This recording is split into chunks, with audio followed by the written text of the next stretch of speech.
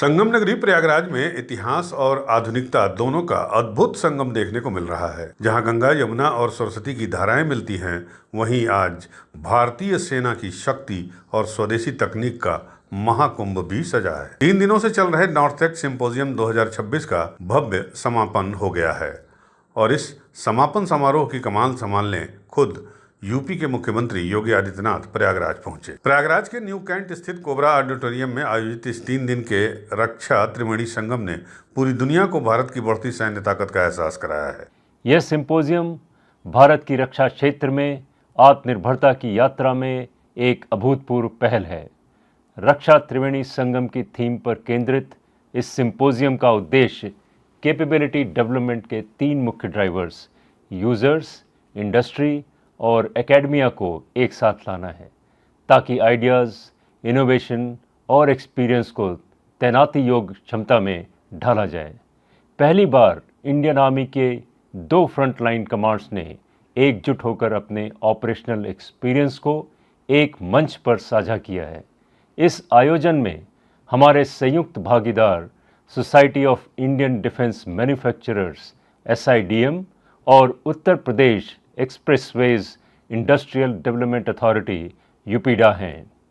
इस सिंपोजियम में arm forces, industries, startups, innovators और एकेडमिक इंस्टीट्यूशंस एक साथ मिलकर महत्वपूर्ण ऑपरेशनल चैलेंजेस का समाधान करने के लिए स्वदेशी तकनीकी सॉल्यूशंस की पहचान कर सकेंगे। आपको बता दें कि इस सिंपोजियम का उद्घाटन रक्षा मंत्री राजनाथ सिंह ने किया था, जहां उन्होंने सेना के बेड़े में शामिल हो रहे आधुनिक हथियारों और स्टार्टअप्स के इनोवेशन को देख भारत की आत्मनिर्भरता पर मुहर लगाई थी। कार्यक्रम के तीसरे और अंतिम दिन CM योगी आदित्यनाथ ने प्रदर्शनी का बारीकी से अवलोकन किया। ड्रोन टेक्नोलॉजी से लेकर आधुनिक आर्टिलरी तक CM ने हर उस तकनीक को समझा जो भविष्य में युद्ध में भारतीय सेना को अजेय बनाएगी। इस मौके पर CM योगी ने कहा कि मैं इस त्रिवेणी को प्रयागराज के इष्ट वेणी माधव सोमेश्वर महादेव महर्षि भारद्वाज, जो दुनिया के पहले कुलपति थे किसी विश्वविद्यालय के, उनका गुरुकुल इसी प्रयागराज में था। हमारी सरकार को सौभाग्य प्राप्त हुआ कि 2019 के प्रयागराज कुंभ अवसर पर महर्षि भारद्वाज के आश्रम को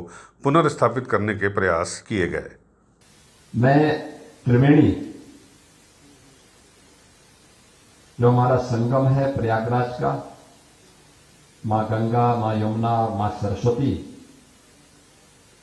इस त्रिवेणी को प्रयागराज के जो ईष्ट है वे वेणी माधव हैं। वेणी माधव, सोमेश्वर महादेव, महर्षि भारद्वाज।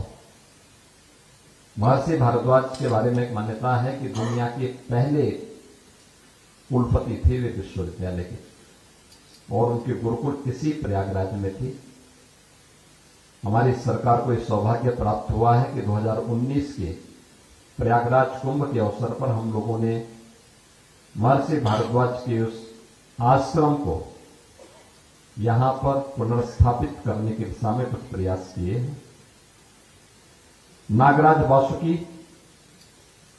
देवासुर संग्राम में यही नागराज वासुकी थे जिन्होंने सकारात्मक यानी दैवीय शक्तियों की विजय में अपना योगदान दिया था। पवित्र अक्षयवट, शेषनाग और तीर्थों के राजा प्रयागराज, इन सबको मैं प्रणाम करता हूं। इस ऐतिहासिक आयोजन के लिए मैं आर्मी के अपने सेंट्रल कमांड और नॉर्थ कमांड को हृदय से बधाई देते हुए उनके प्रति उत्तर प्रदेश सरकार की ओर से हृदय से धन्यवाद भी ज्ञापित करता हूं।